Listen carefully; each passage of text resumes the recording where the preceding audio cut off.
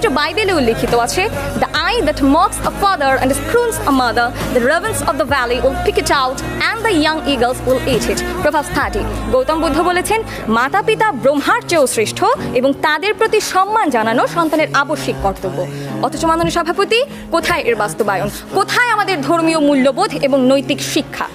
বর্তমানে আমাদের সমাজে ধর্ম বিমুখতা একটি প্রকট সমস্যা। মানব ধর্ম এখন বিলুপ্ত প্রায় একটি বিষয়।